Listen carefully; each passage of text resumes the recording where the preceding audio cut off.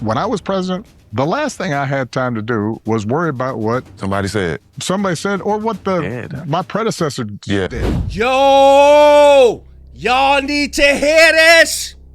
You gotta hear this. Bro, former President Obama was in the Up in Smoke podcast. Tell me why. Obama is a straight up G, bro. Hold on, I gotta put on my glasses for this.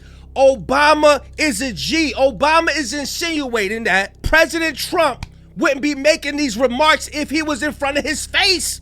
He said like he's insinuating like, I will put hands and feet on this dude. Check this out, man. I'm not even worried about it. Yeah, well, I know. I kind of like it. I do worry sometimes. I've heard some of the guys talk about changes in the locker room now and how kids are, some of the younger players, instead of just talking or playing some bidwest or something, everybody just like stuck to your phone on the phone. Different. The other thing I believe in, and part of what we try to teach in our leadership training is, I believe in face-to-face. Mm-hmm. I believe in conversation. Mm-hmm. So if whoever you were talking about was in front of me, which has happened a couple times, he don't talk like that because he knows better. It ain't never that. And I think there is that filter of the phone creates a situation both where people just say kind of crazy stuff that they would never say with no consequences to your face with no consequences. See, people talk that shit in traffic, but when we're face to face, they ain't got nothing to say. I'm telling you. He said, look, we spoke together before, but this phone, it creates a barrier where as though, he feel like he Incredible Hulk or somebody like that. He think he's Superman. But we spoke to each other before. I know I got a bad Obama impression, but look, this dude is a G, man. I'm telling you, I never heard Obama talk like this, Listen, then he continues to say, when I was in office, I ain't had time to be thinking what no former president was talking about. He's saying that he was focused on the business. I ain't had time to be petty, and Obama's letting him know, look, I'm way mature than this guy. This guy's immature, this guy's a clown. Check it out, y'all. Sometimes. I mean, the thing about it is, look, you got to ask him what it is that the obsession. The obsession. I know what it is.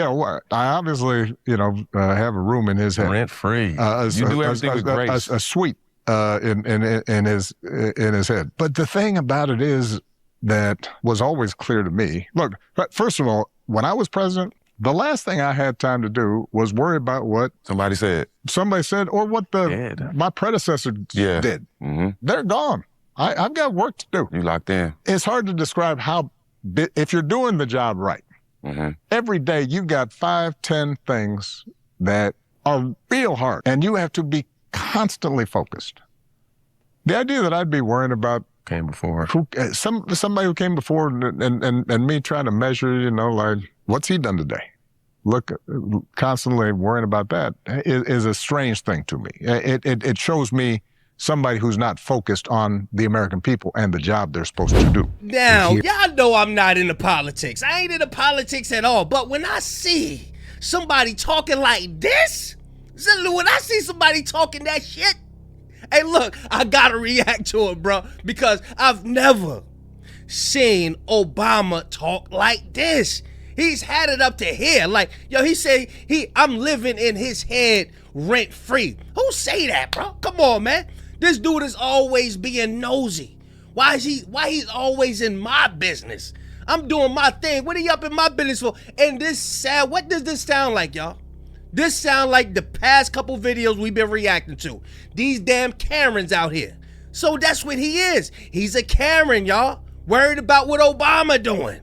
Then Obama started talking about how the news always pushing trauma onto everybody to get them scared.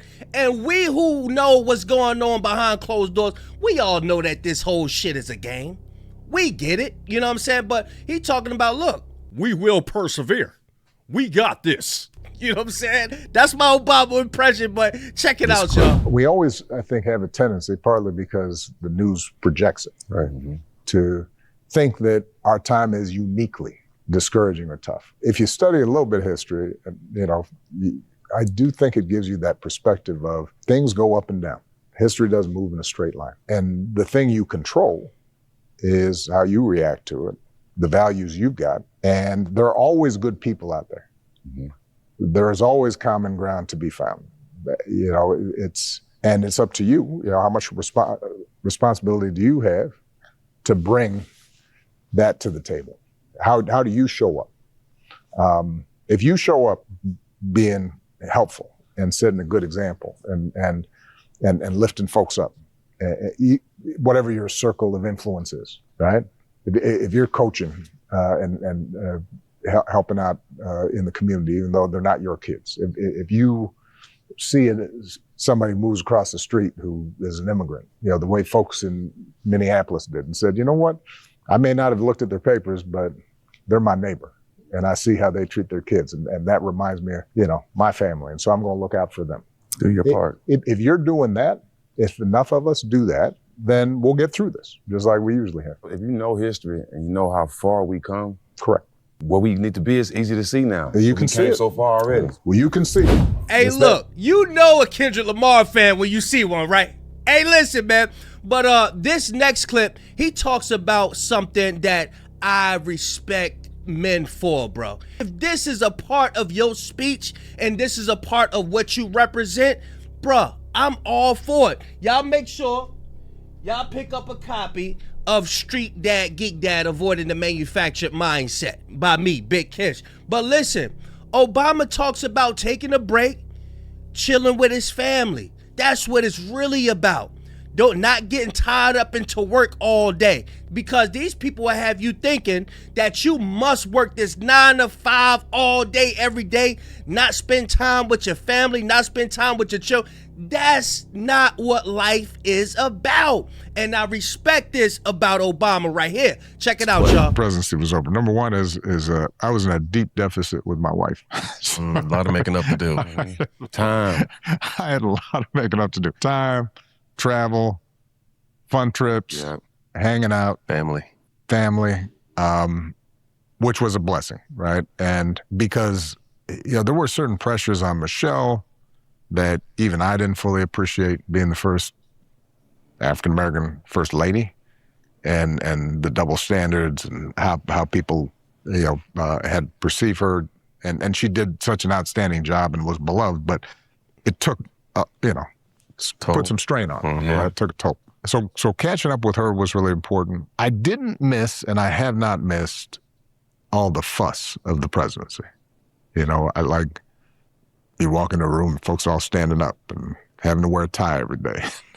I don't miss that. And a lot of the ceremony and the attention. I wasn't somebody who came in looking like I just needed a lot of attention. Not partly because I'd gotten a lot, even during the campaigns.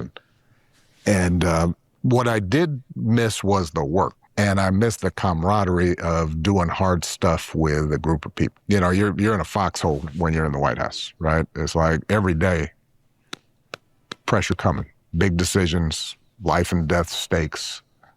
And, it's obviously different, but it's similar to sports in the sense of that feeling of you're on a common enterprise. Pressure. And you've got pressure and stress. And if it goes right, you bond in a way that's different. You hear guys in the military talking about that same kind of feeling with their unit, their guys. So I missed that. But the thing that I was excited about, and that's a lot of what this foundation's about and what this presidential center is about, is how do I train and help the next generation of leaders, the next Baracks or Michelles, who are everywhere. Right? Michelle's mom always used to, she'd be asked about, what'd you do to make Michelle so fantastic? And Craig and Ms. Robinson, who was one of my favorite people ever. I love my mother-in-law deeply. She just laughed and she's all like, you know what, there are a million Michelles and Craigs and Baracks. but they might just not have had just the right break, the right exposure. And she's absolutely right about that. And so the Michelle and I talked, and we said, the one thing we can do well, even though we're getting kind of old, we can still inspire young people.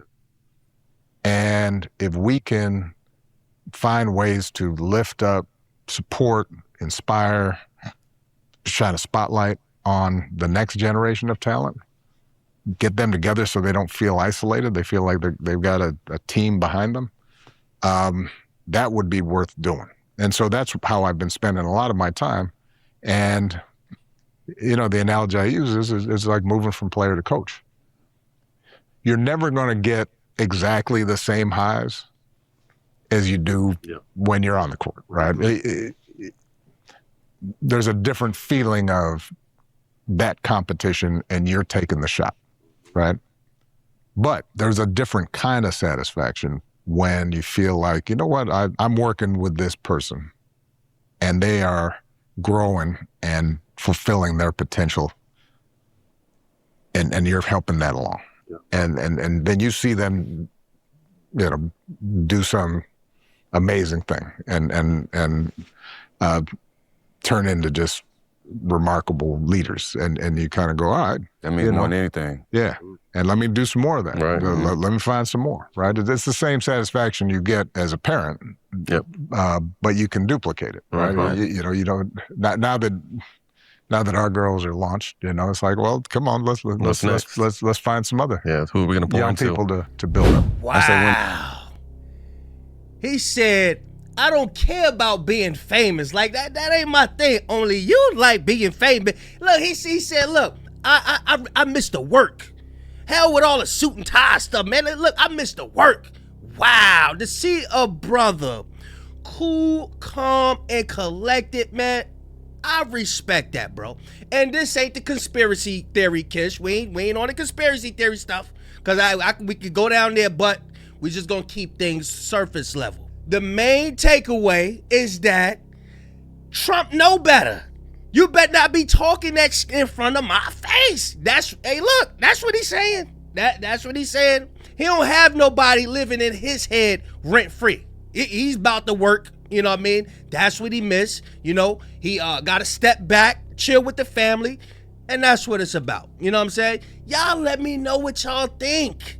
If you're still rocking with me right now, if you still made it this far in the video, who you got in the fight? Like out of Trump versus Obama, who you got?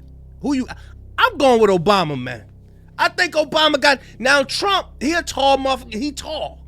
I think he about what, 6'3", something like that. He tall, but I don't think he could bob and weave like Obama though. I don't think he could bob and weave. I don't think so. I think Obama got them hands, bro. I think if Trump probably grab him, I don't know. I don't know. I got to ponder on that. But I still got Obama in it. Y'all let me know in the comment section who y'all got.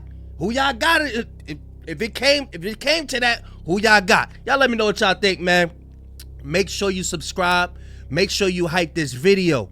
Big Kish signing out. I'm gone, y'all.